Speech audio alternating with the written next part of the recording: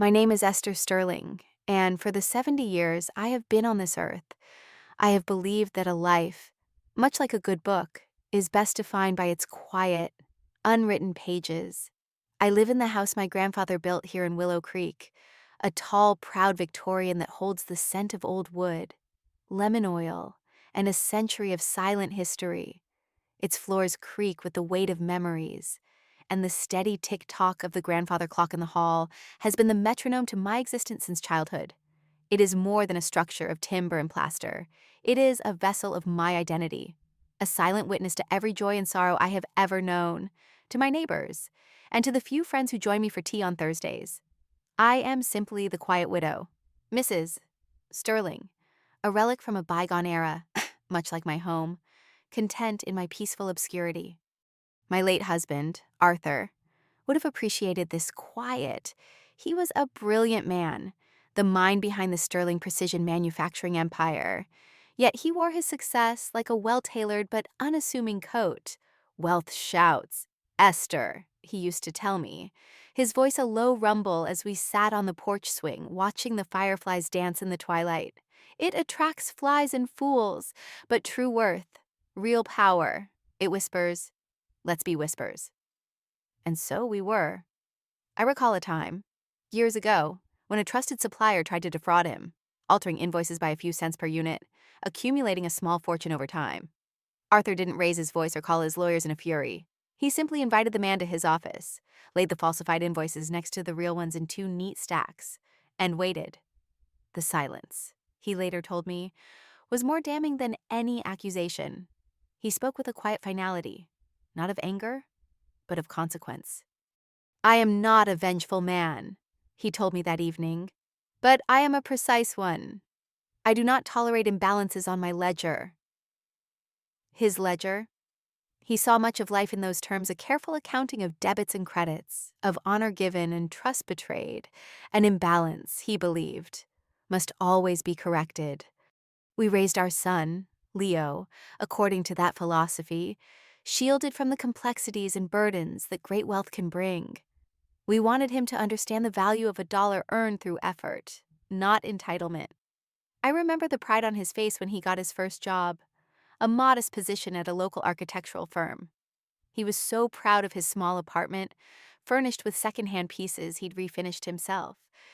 He was a whisper then, too, but that was before Chloe, before the whispers were drowned out by the shouting.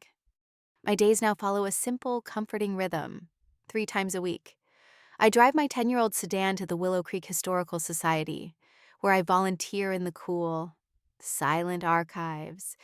I find a strange solace there, handling the brittle letters and faded photographs of the families who built this town. There is an honesty in these records, a truth that time cannot warp. Last week, I spent an afternoon piecing together the correspondence of a 19th century woman whose son slowly sold off her estate from under her, all under the guise of managing her affairs.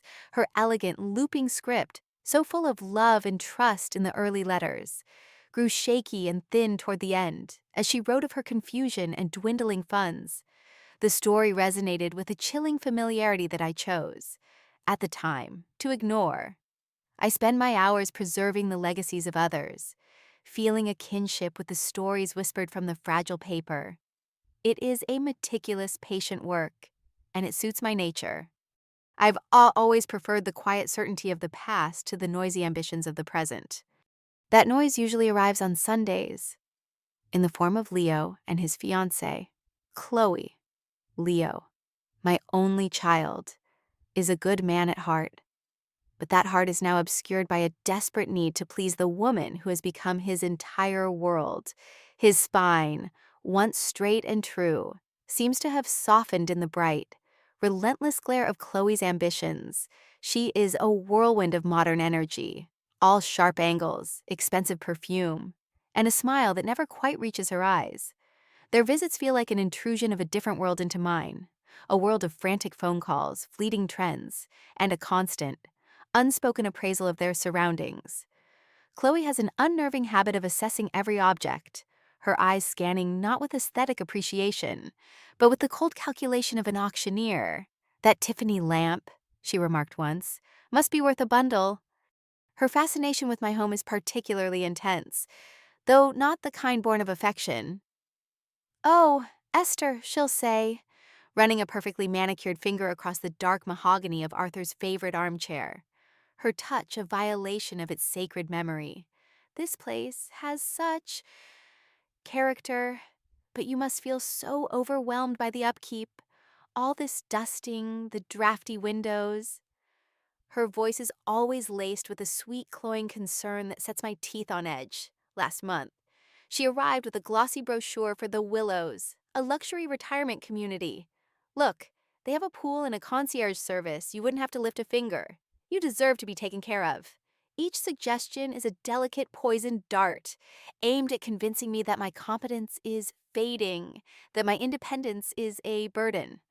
Leo just nods along, his face a mask of earnest agreement. "She's right, Mom. We worry about you here all alone." The illusion of that concern, the one I had clung to for my son's sake, shattered on a Tuesday afternoon in late autumn. They had stopped by unexpectedly, bearing a peace offering of pastries that tasted of synthetic vanilla, while Leo was in the study, ostensibly looking for an old photo album of his childhood. Chloe stepped out onto the back porch for what she called better reception. The old screen door didn't quite latch, leaving a small gap. The kitchen window was open just a crack to let in the crisp air, and her voice, sharp and clear, sliced through the quiet hum of the refrigerator. I was standing at the sink, trimming the stems of the last roses from my garden, their deep crimson petals a final, defiant blaze against the coming winter. "No, he hasn't convinced her yet, but we're getting there," Chloe said, her tone stripped of all its usual sweetness, replaced by a metallic impatience. "Honestly, Mel, the place is a gold mine, the location alone. With this much land in Willow Creek, it's a developer's dream. We could build a McMansion here, or just flip the lot for a massive profit."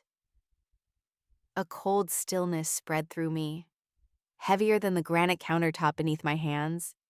The scent of the roses suddenly seemed funereal. "We just have to keep pushing the retirement community angle. Frame it as being for her own good. She's so naive. The old woman will probably thank us for it in the end.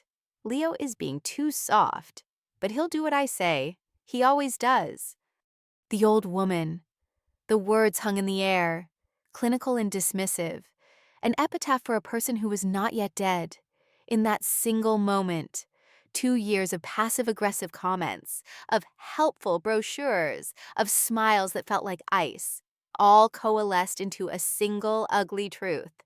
They didn't see me, the woman who raised her son, who loved her husband, who tended her garden. They saw an obstacle, a stubborn, breathing complication in their financial planning.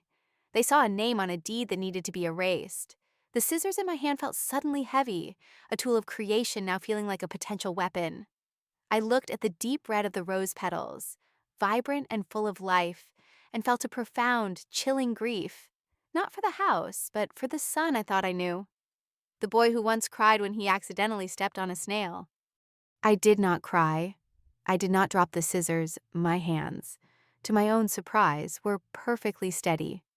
I finished arranging the roses with a deliberate, almost surgical precision, placing the vase in the center of the dining table. Chloe came back inside, smiling her empty smile, and I met it with a placid one of my own. When they left, I walked into the living room and stood for a long time before the portrait of Arthur that hangs above the fireplace. His eyes, so skillfully captured by the artist, seemed to hold both a question and an answer. Trueworth whispers, he had said. For years, I had whispered. I had chosen a life of quiet dignity, believing it was the honorable way. But I realized now that Arthur had also taught me another lesson, the importance of protecting one's legacy. Sterling precision wasn't just built on brilliance. It was built on shrewd, unyielding defense against those who sought to undermine it. My decision made, I walked out of the living room, my steps now firm on the creaking floorboards. No longer the hesitant shuffle of an old woman, but the measured pace of a woman with a purpose. I went not to the kitchen or the garden, but to Arthur's study, a room I kept exactly as he had left it. The air was thick with the scent of old paper, leather, and his faint, lingering cologne. I ran my hand over the cool, worn leather of his desk chair before pulling open the bottom right drawer, the one with the false bottom he'd shown me on our 20th anniversary. "For things that whisper," he'd said with a wink. Inside was a single, heavy, leather-bound book. It was not a photo album or a diary. It was Arthur's private ledger, the one that chronicled not just the company's finances, but the true net worth of every promise, every betrayal, and every act of loyalty in our lives.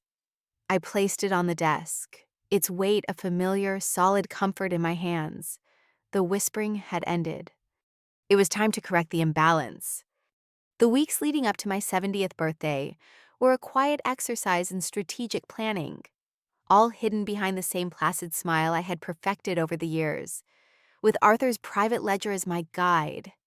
I began to move the unseen pieces on the board, consulting quietly with David Albright, our family's longtime legal counsel, and a man whose discretion was as solid as the marble in his office lobby. He was shocked, but not surprised.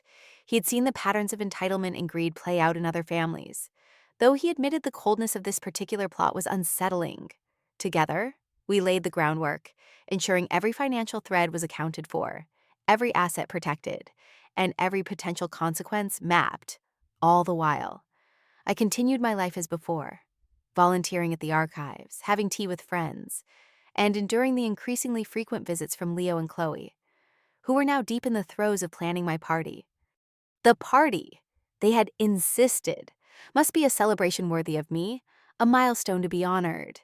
I had suggested a simple gathering in my garden, with a marquee and perhaps a string trio playing under the old oak tree. It would have been elegant, personal, meaningful. Chloe had dismissed the idea with a tinkling laugh that sounded like breaking glass. "Oh, Esther. No, a garden party is so quaint. 70 is a major milestone. It demands a proper venue, something with grandeur." And so, against my gentle protests, the Willow Creek Country Club was booked the grand ballroom, no less. My garden party for 50 cherished friends morphed into a catered gala for 150 of, it seemed. Chloe's closest business prospects, the guest list they presented to me was a sea of unfamiliar names, with a few of my own relatives and friends included as decorative, but ultimately irrelevant. Afterthoughts. The evening of the party arrived on a crisp autumn night, the air holding the sharp scent of wood smoke and impending winter. As my car pulled up the long, winding driveway of the country club, the building loomed before me, a magnificent stone edifice blazing with light, its windows glowing like golden eyes. It felt less like an arrival at my own celebration and more like a summons. Inside.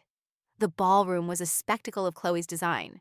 Towering floral arrangements, composed of exotic, scentless white flowers, stood like sentinels. Ice sculptures dripped silently onto mirrored trays. A string quartet sawed mechanically through Vivaldi in a far corner, their music swallowed by the aggressive hum of conversation. The entire room was bathed in a cold, blue-white light that made everyone look like elegant ghosts. It was a perfect reflection of Chloe, expensive, impressive, and utterly devoid of warmth. Leo and Chloe greeted me at the door, a portrait of familial devotion. Leo, handsome in a tuxedo that I now suspected I had paid for, kissed my cheek. His lips were cold. "Happy birthday, Mom. Don't you just love what Chloe has done with the place?" he asked, his eyes already scanning the room for someone more important. Chloe, shimmering in a silver dress that clung to her like a second skin, squeezed my arm. "We wanted it to be perfect for you. Esther, you deserve the best." Her words were a performance for the benefit of those standing nearby, a public declaration of her loving care. I was the guest of honor, yet I felt like a prop, a sentimental excuse for this ostentatious display of their ambition.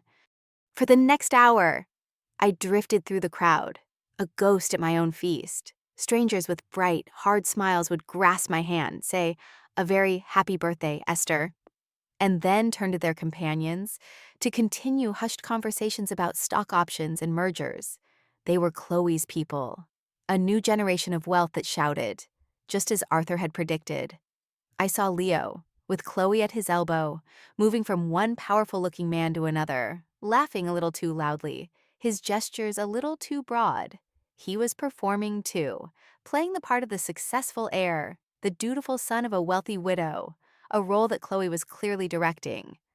I saw the calculating look in her eyes as she steered him toward a real estate developer, and I felt a pang of pity for my son, so lost in her orbit that he no longer knew which way was north. I retreated to a small table near the terrace, seeking a moment of quiet. I watched the scene unfold as if it were a play, every interaction a carefully rehearsed line. This was not a party. It was a transaction.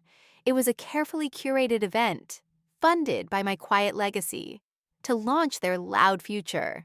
The flowers, the food, the very air they breathed was all underwritten by the man who had despised such displays.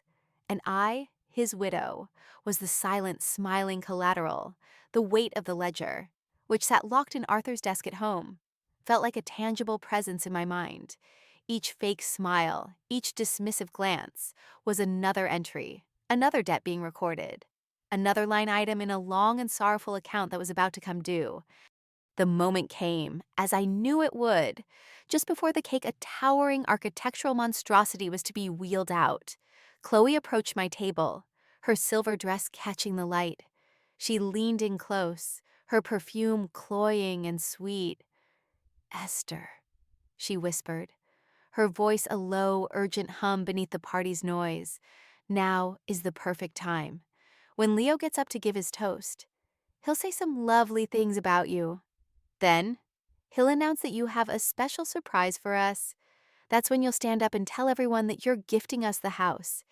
It will be the perfect, emotional climax to the evening." Her eyes glittered with a predatory excitement. She saw the scene already, the applause, the tears, the public validation of her victory. I looked at her, at this young woman who had so thoroughly co-opted my life and my son, and I felt a profound and surprising calm. The years of quiet observation, of tending my garden, of piecing together histories in the archives, had given me a strength she could never comprehend. It was the strength of deep roots, of knowing one's own soil. I did not raise my voice. I did not argue.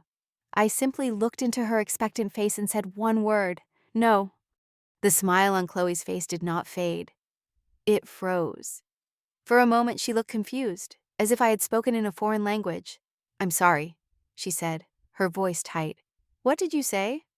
"I said no, Chloe," I repeated, my voice still quiet but as unyielding as the old oak in my garden. "I will not be doing that." The mask didn't just drop, it shattered. The carefully constructed facade of the loving, concerned daughter-in-law disintegrated, revealing the raw, ugly greed beneath. Her face, moments before wreathed in smiles, twisted into a snarl of disbelief and fury. Her eyes, which had been glittering, now burned with a cold fire. "After everything we've done for you," she hissed, her voice a venomous whisper. "Planning this entire extravagant night, you selfish old woman." Before I could even register her movement, her hand flew through the air. The sound was a sharp, ugly crack that seemed to cut through the entire ballroom's chatter. A sound so out of place it momentarily silenced everything. An explosion of white-hot pain erupted on my cheek. My head snapped to the side, and my glasses, the ones Arthur had picked out for me, flew from my face and skittered across the polished marble floor. The world tilted, the glittering chandeliers blurring into streaks of light through my tear-filled eyes. A collective gasp rippled through the guests closest to us. The silence that followed was absolute, a deafening void where the music and laughter had been.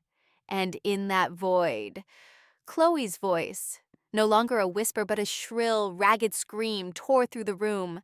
"This is what you get for being so selfish," she shrieked, her body trembling with rage. "An old woman doesn't need that much space. We need that house to start our lives." My cheek throbbed, a dull, spreading fire, but I barely felt it.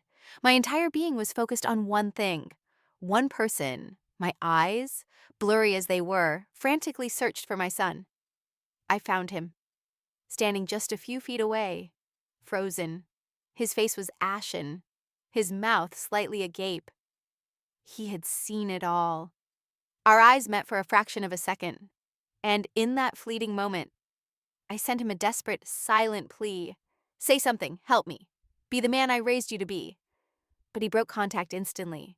His gaze dropped to a fascinating spot on the floor, his hands clenched into fists at his sides. He did not move toward me. He did not speak a word in my defense. He simply stood there, a statue of cowardice, as his fiancée's ugly words echoed in the magnificent silent room he had allowed to be built on my humiliation. The physical sting of the slap began to fade, replaced by a pain far deeper, a cold, creeping numbness that started in my chest and spread through my entire body. It was the pain of a final, irrevocable severance. In my son's silence, I had my answer. The imbalance on the ledger was now absolute. Time seemed to warp and stretch in the aftermath of that sharp, ugly sound. The throbbing fire on my cheek was a distant, secondary sensation, an echo of a violence that was less significant than the deafening silence of my son.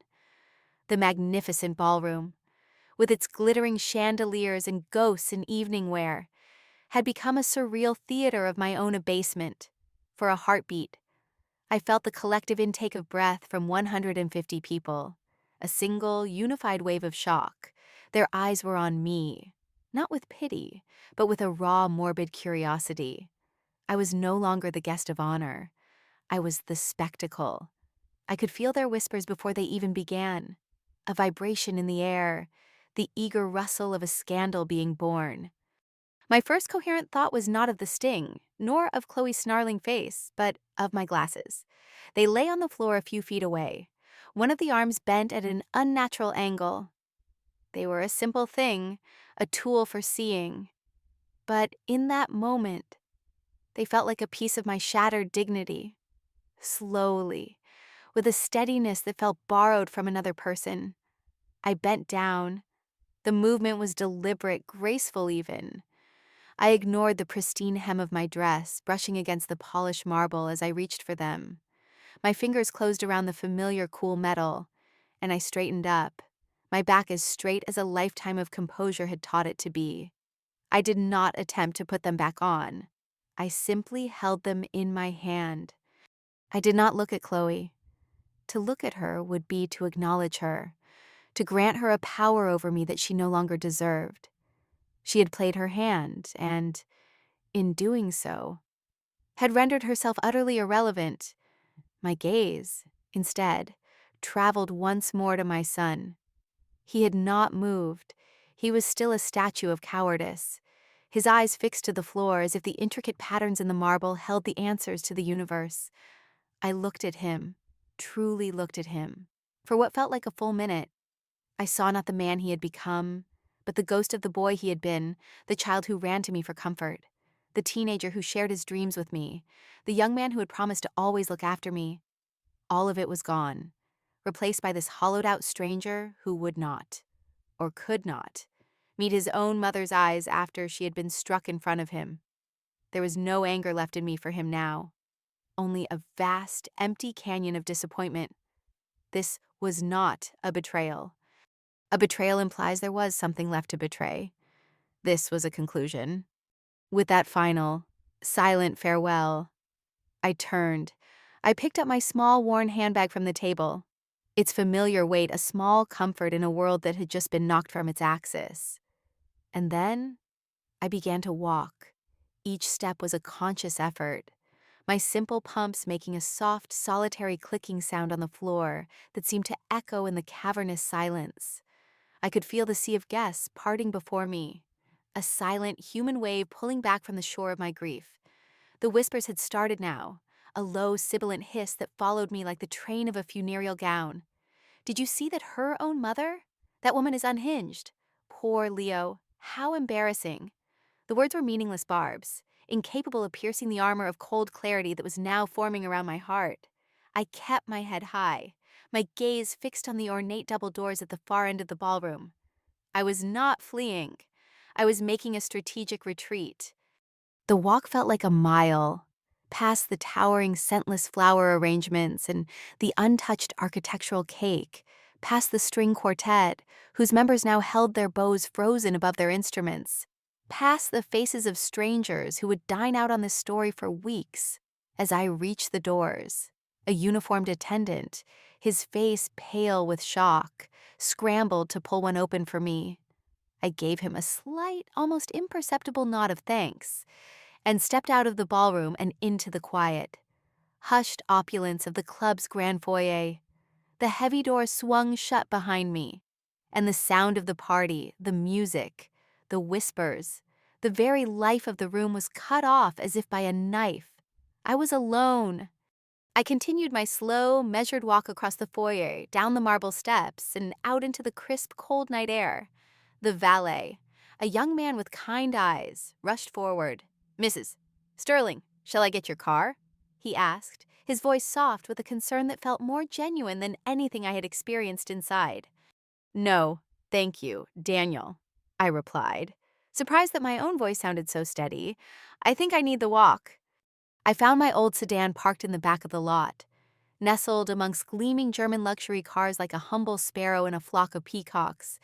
The feel of the cool, familiar metal of the door handle under my trembling fingers was the first real thing I had felt since the slap.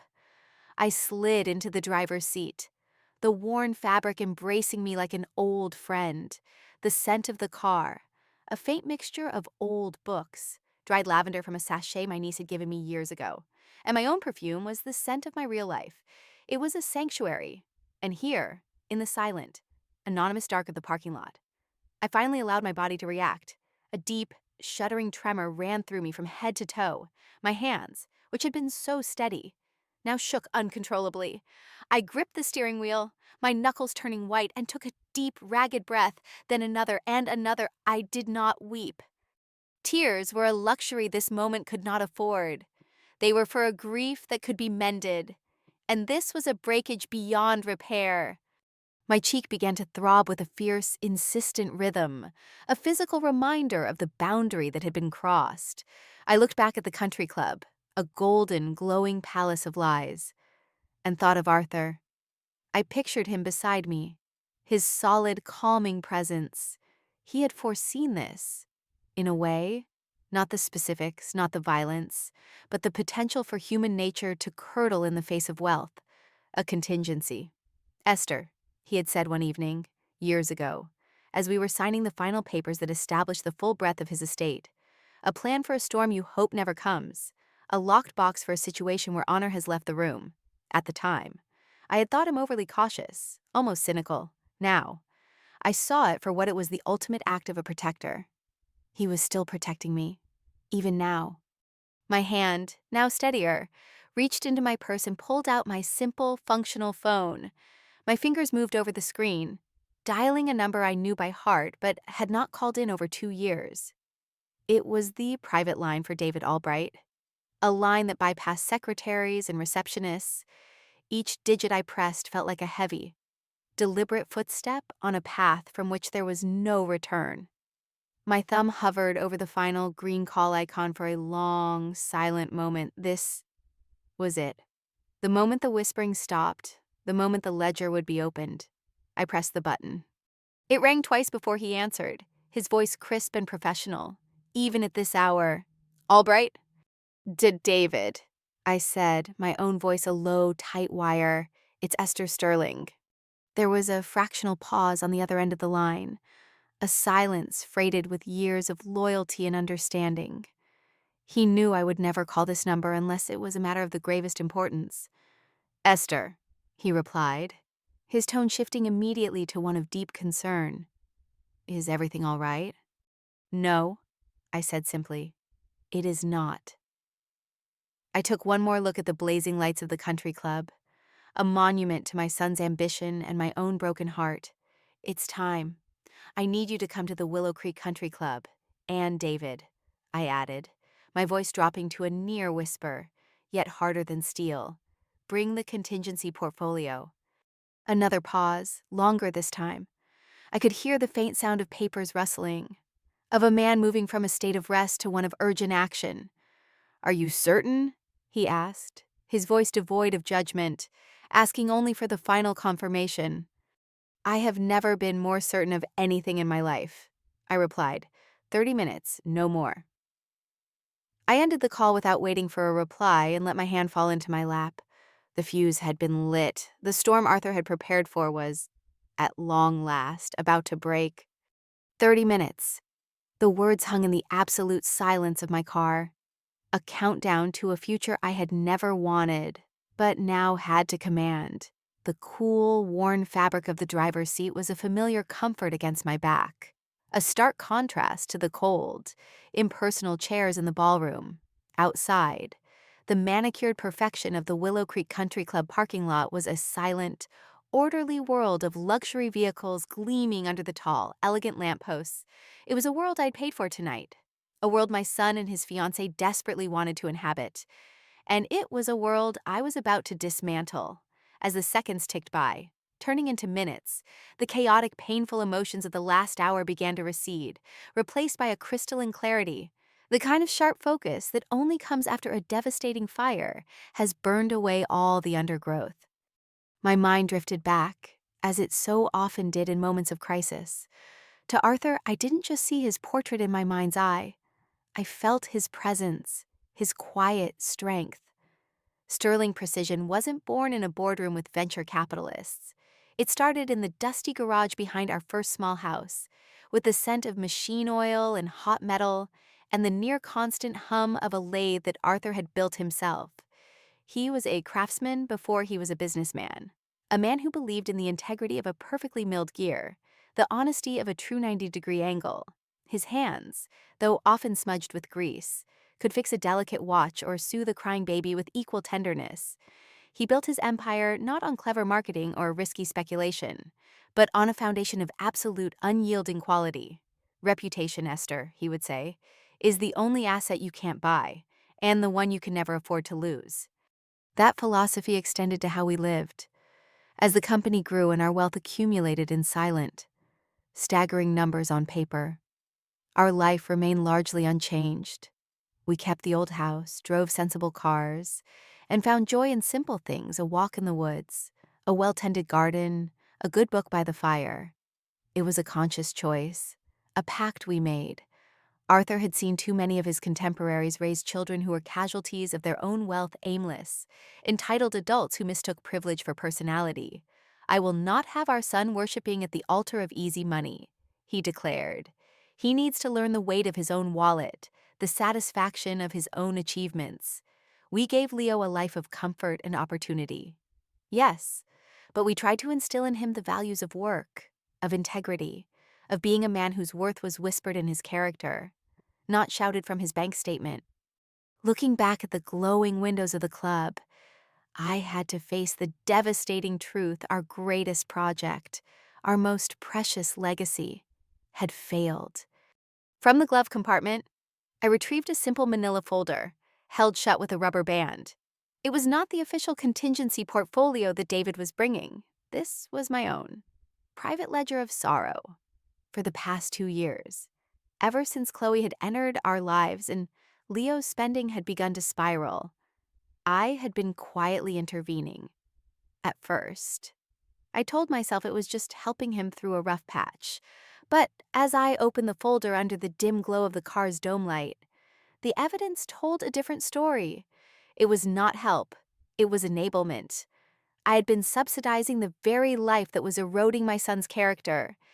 The documents were all there, a neat and damning collection. The first was a copy of the lease agreement for their downtown luxury condominium, a place with a doorman and a rooftop pool, for which I had been secretly guaranteeing and subsidizing the $5,000 monthly rent.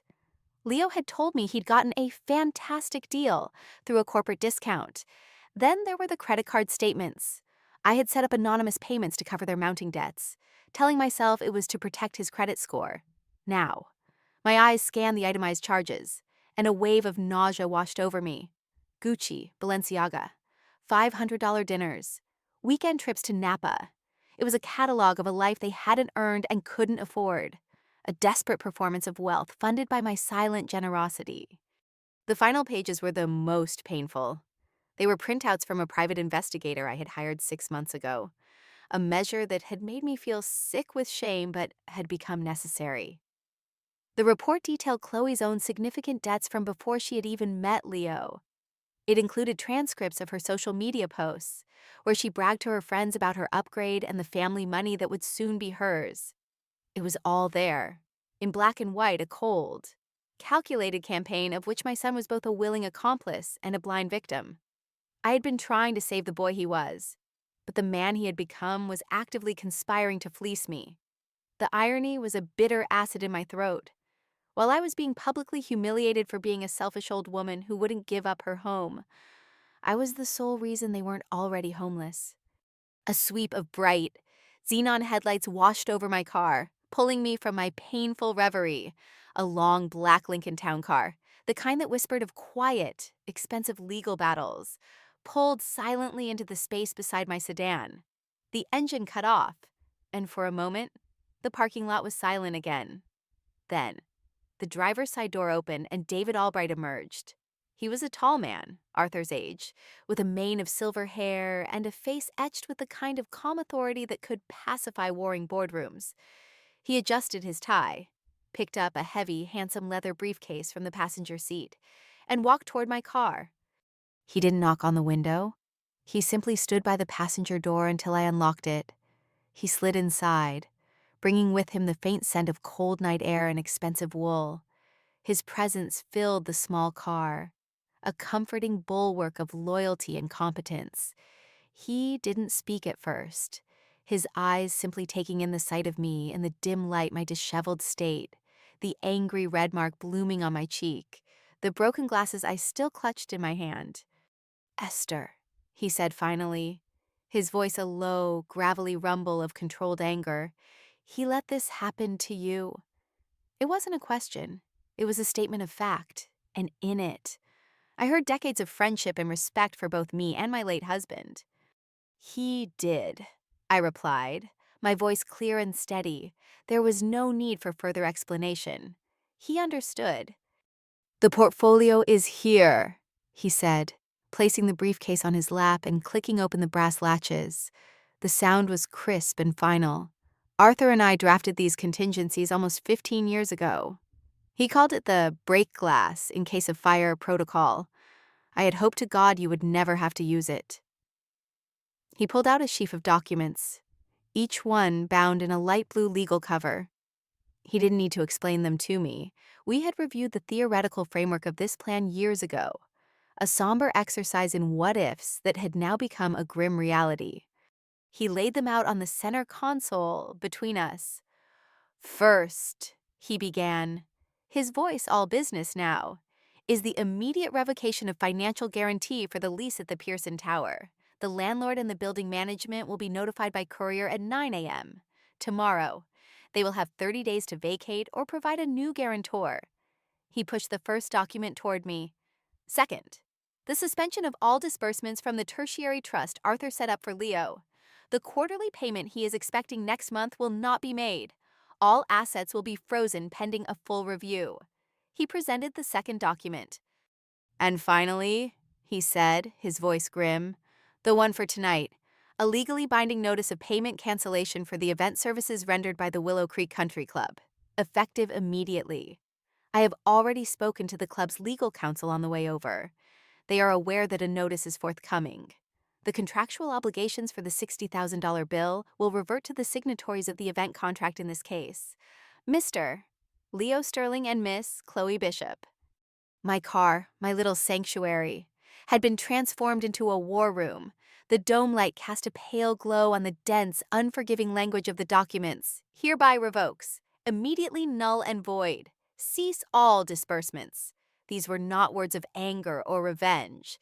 They were the cold, precise terms of consequence, the language Arthur had understood so well. From my purse, I took out a heavy black fountain pen with a gold nib.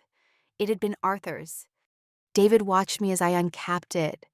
"Once you sign these, Esther," he said softly, "the world they know, the life they have built on your foundation will cease to exist. There is no going back from this." I paused, the nib of the pen hovering over the first signature line. I looked out my windshield at the grand, glowing clubhouse. It looked like a dollhouse, filled with tiny, oblivious people. Their world was never real. David, I said, the words coming from a place of deep, settled certainty. It was a fantasy I paid for, a performance I subsidized. I am not doing this out of spite. I am doing this because it is the only chance my son has left to, perhaps, one day, become a man. Arthur built his legacy to be a foundation, not a free-for-all. My signature was firm and clear on the first document, then the second. When I got to the third, the notice for the club, I signed it with a final, decisive stroke. I was no longer a victim. I was the executor of a long-dormant will, a force of correction. I was the whisper that had finally decided to become the storm. "It's done," I said, capping the pen. David gathered the signed documents, his movements efficient and precise. He placed them back in his briefcase and snapped it shut. "I will deliver this one personally to the club manager," he said, nodding toward the briefcase. "And I will stand with you when you re-enter the ballroom." "Thank you, David," I said. We got out of our respective cars, the cold night air a bracing shock. We stood for a moment, two old allies, looking across the manicured asphalt at the Palace of Lies. The distant, muted sound of the string quartet drifted toward us, a surreal soundtrack to the demolition we were about to enact. Then, together, we began to walk toward the light. The walk back across the manicured asphalt felt different from the one I had taken just 30 minutes earlier. The first had been a retreat, a solitary march of a woman wronged. This was an advance, a quiet procession of two, moving with the weight of purpose. The distant music from the ballroom grew louder with each step, a soundtrack of manufactured joy that we were about to irrevocantly silence. David Albright walked beside me, his tall frame a reassuring presence in the darkness. He carried his leather briefcase not like a lawyer, but like a soldier carrying his orders into battle. We did not speak. There was nothing left to say. Every decision had been made, every document signed. All that remained was the execution. As we reached the grand entrance, the same uniformed attendant who had witnessed my hasty exit now saw our return. His eyes widened slightly, a flicker of confusion and apprehension in his polite professional gaze. He pulled the heavy doors open for us, and we stepped back inside. The wave of sound and warm air that washed over us was a physical force, a wall of oblivious celebration. The string quartet was playing a lively tune, glasses were clinking, and a wave of laughter rolled through the room from a group near the bar. For a moment, it was as if we were invisible, two ghosts slipping back into a party that had already forgotten them. But the moment was fleeting. A woman standing near the door was the first to see me. Her conversation faltered, her champagne flute pausing halfway to her lips. Her companion turned to see what had caught her attention, and he too fell silent. It was a ripple effect, a wave of silence that spread outward from the doorway. Swift and inexorable, the laughter died. The conversations trailed off into murmurs, and then into nothing. The string quartet, sensing the dramatic shift in the room's atmosphere, played a few more discordant notes before faltering into a confused and total silence. In the span of perhaps 15 seconds, the grand ballroom of the Willow Creek Country Club, once filled with the cacophony of 150 voices, became as quiet as the archives I so cherished. Every single head turned toward us. Every eye was fixed on me and the tall, imposing man by my side. I scanned the room, my gaze sweeping past the frozen, curious faces of the strangers Chloe had invited. I found my son and his fiancée standing near the monstrous, untouched cake. Chloe's back was to me at first, but she turned, sensing the sudden quiet, a petulant and annoyed look on her face, likely assuming a waiter had dropped a tray. When she saw me, her expression curdled, shifting from annoyance to pure, venomous rage. Leo, standing beside her, looked simply terrified, his face pale and drawn. He looked like a cornered animal, uncertain of where the true danger lay. It was David who took the first step forward, his polished shoes making no sound on the thick carpet.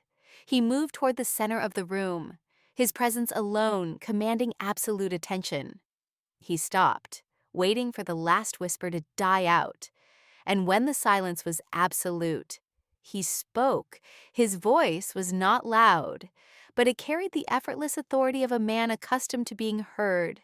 "Ladies and gentlemen, I must sincerely apologize for this interruption," he began, his tone calm and professional.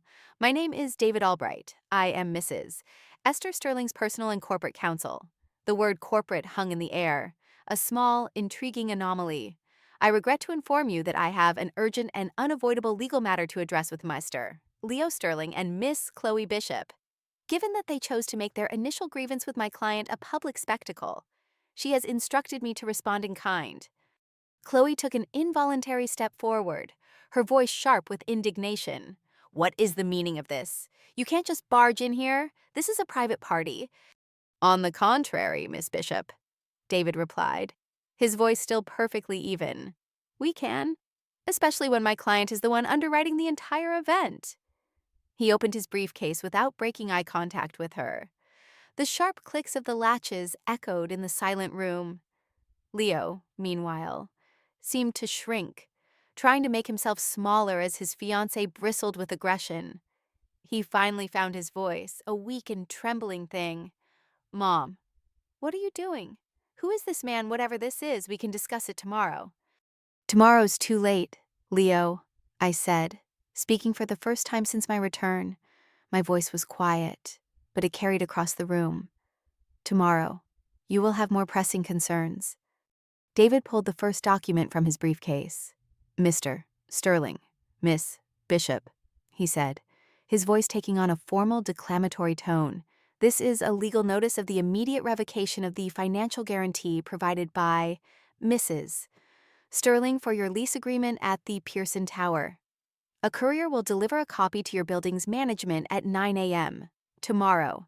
As of that moment, you will be in default of your lease.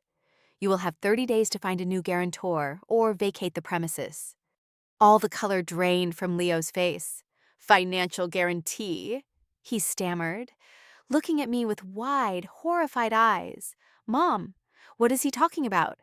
But I could see in his dawning comprehension that he had always known, on some level, that his comfortable life was built on a foundation he couldn't see. He had simply chosen not to look too closely. Chloe, however, looked furious. "You can't do that. Our lease is solid." "Your lease was solid as long as my client was willing to subsidize your $5,000 monthly rent," David countered smoothly, already pulling out the second document. "Furthermore, this is a notice of the immediate and permanent suspension of all disbursements from the tertiary trust, established by the late Arthur Sterling for the benefit of his son. The quarterly payment you were anticipating next month, Mr. Sterling, has been canceled. All assets within the trust are now frozen." If Leo looked horrified before, he now looked utterly broken. Chloe, on the other hand, let out a small strangled gasp. I saw her head snap toward Leo, a look of pure fury in her eyes, as if she had just discovered the asset she thought she was acquiring was, in fact, worthless. The whispers in the room had started again. A low, excited hum, as the guests began to understand they were witnessing not just a family argument, but a financial execution.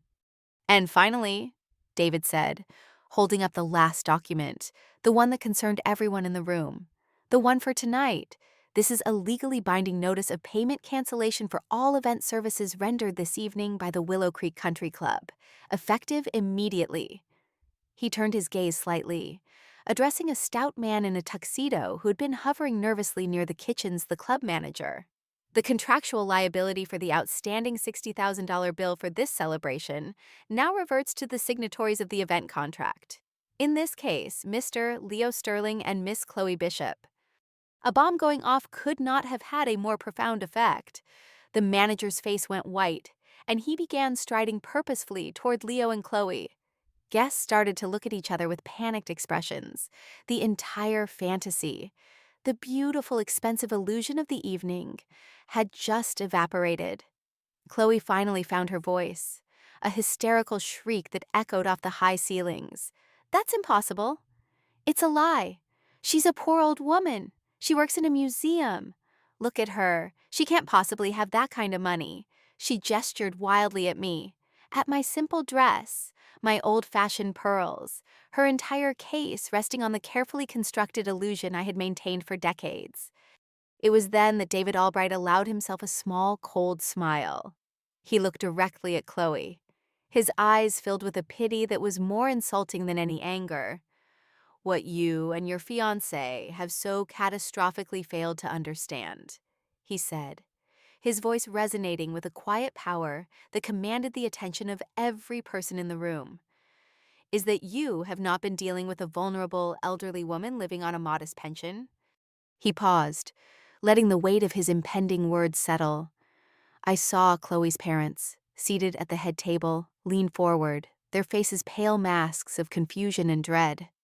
I saw Leo look up at me, his eyes finally meeting mine, filled with a pleading, desperate terror.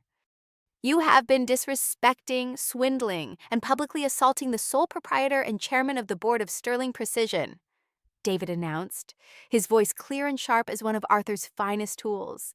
An international company with a net worth and private investment portfolio that, I assure you, makes the $60,000 cost of this party an utter triviality. The collective gasp in the room was a physical thing, a sudden rush of air. The silence that followed was deeper, more profound than before. It was the silence of minds struggling to reconcile two completely opposing realities: the quiet, unassuming widow they saw before them, and the powerful, unseen matriarch of an industrial empire. Chloe stood completely still, her mouth open, her face a canvas of utter, uncomprehending shock. Her entire worldview, her entire plan, had been built on a lie she had told herself. And then, the final piece of the puzzle clicked into place in my son's mind. I watched it happen in his eyes, the dawning, soul-crushing horror. It wasn't just about the money he'd lost. It was about the respect he had never given, the power he had never understood, and the mother he had just irrevocably betrayed. His knees seemed to buckle, and he staggered back, catching himself on a chair, his face a mask of utter devastation. The demolition was complete. The demolition was complete. The silence that followed the revelation was of a different kind than before. It was not the silence of shock, but of assimilation. The sound of 150 minds frantically recalibrating a reality they thought they understood. The quiet, pitiable widow was gone, replaced by an invisible titan of industry whose name had likely graced the letterheads of contracts that determined the fortunes of some people in this very room. The air was thick with this new knowledge, heavy with the terrifying power of a secret kept too well for too long. My son, Leo, remained half collapsed in the chair, his face buried in his hands, his shoulders shaking with silent, racking sobs. He was not crying for me. He was crying for himself, for the spectacular, golden future he had just watched turn to ash. Chloe was the first to break the spell. Her shock curdled into a desperate, feral rage.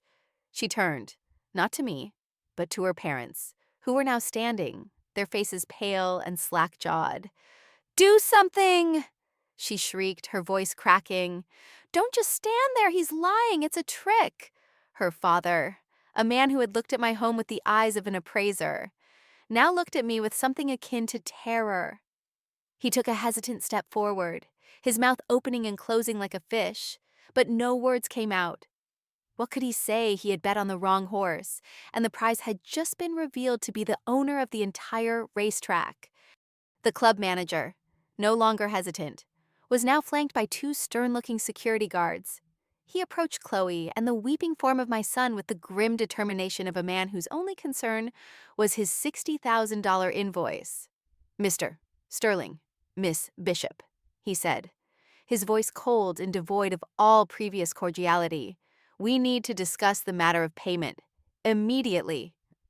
It was this, the mundane, practical consequence of their actions, that finally seemed to pierce through Leo's despair. He looked up, his face blotchy and streaked with tears, a child lost in a catastrophe of his own making. His eyes found mine across the room, and in them I saw a desperate final plea. He pushed himself out of the chair and stumbled toward me, a path clearing for him as guests shrank away.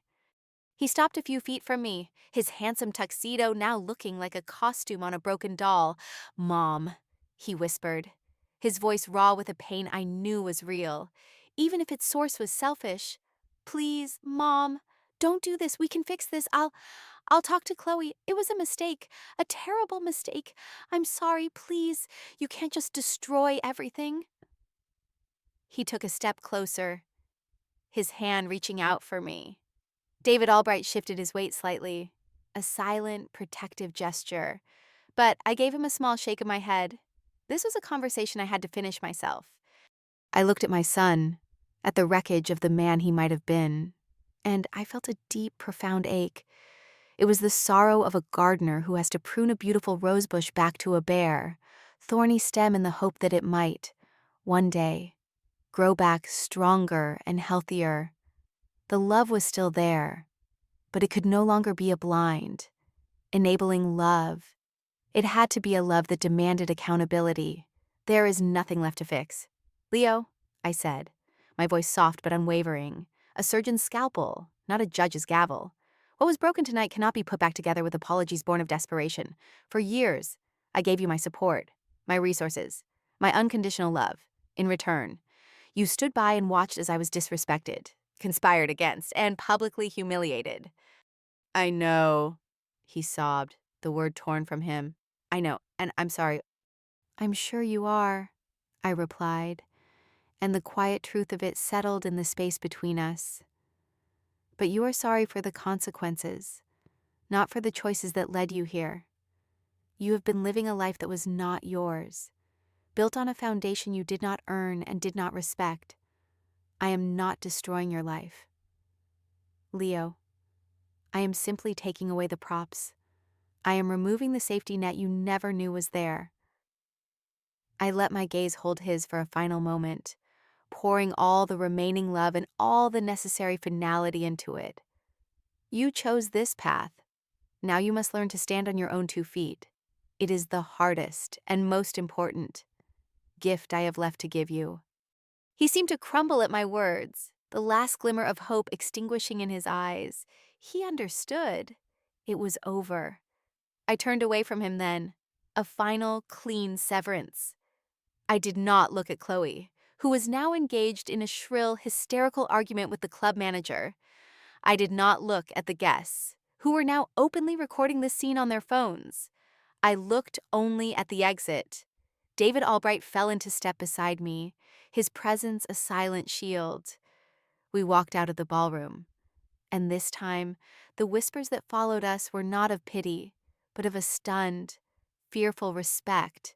The heavy doors closed behind us for the last time, and I did not look back.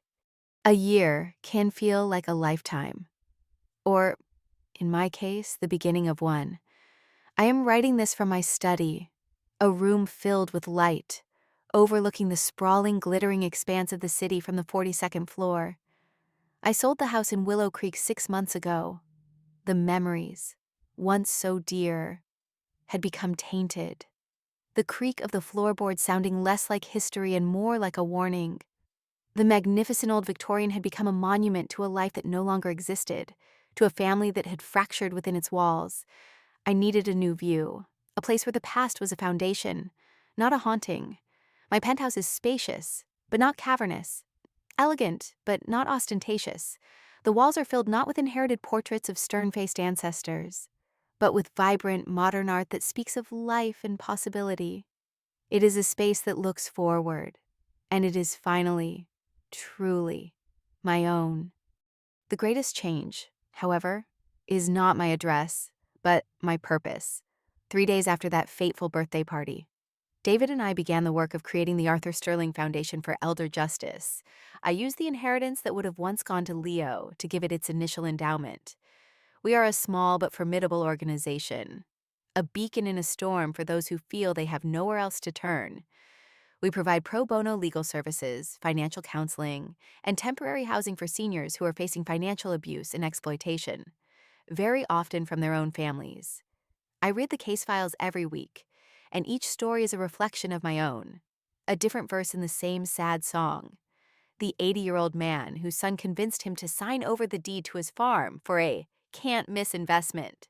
The 75-year-old woman whose daughter drained her life savings for a business venture that turned out to be a trip to Europe. I see the same patterns of feigned concern, of psychological manipulation, of greed disguised as love.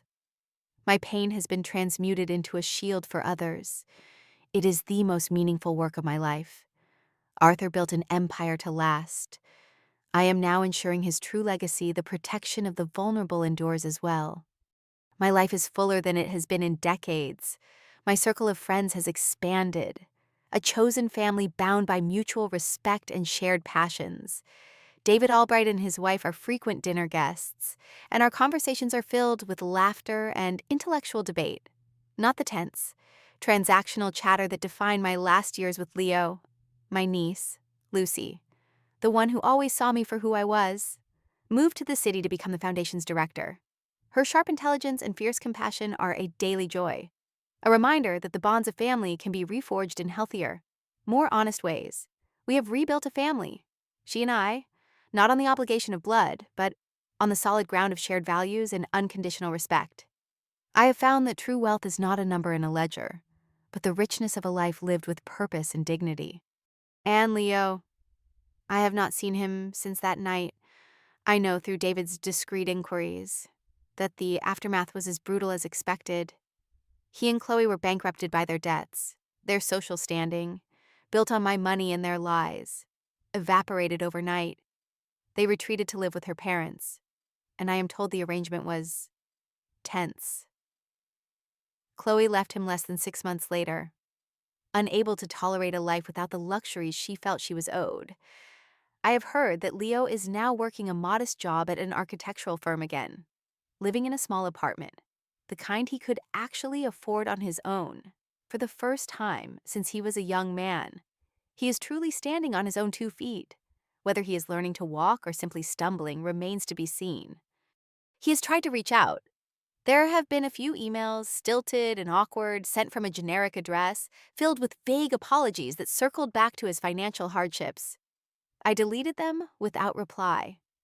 2 weeks ago, a handwritten letter arrived. The handwriting is his, the one I taught him to form at our old kitchen table. It sits on the corner of my desk, beside a photograph of Arthur. I have not opened it. The Esther of a year ago would have torn it open, her heart leaping with a desperate hope for any sign of remorse. But the woman I am today knows that true change, true accountability, cannot be found in a letter written from a place of desperation. It must be demonstrated, over time, through action, through a life rebuilt on a foundation of honesty. The door to my heart is not locked, but the path to it is no longer paved with my money. He must find his own way there, on his own merit. Tonight, the city lights sparkle below me like a carpet of scattered diamonds. There is a peace in my heart that I thought I had lost forever. I did not get the fairy tale ending, the tearful reconciliation, the family made whole again. I received something far more valuable. I reclaim myself. I learned that a mother's love must sometimes be fierce enough to let go, and that dignity is non-negotiable, and that the most powerful legacy one can leave is the example of a life lived without fear. My story did not end in the ashes of that ballroom. It began there, and for the first time in a very long time, I am excited to see what the next chapter holds.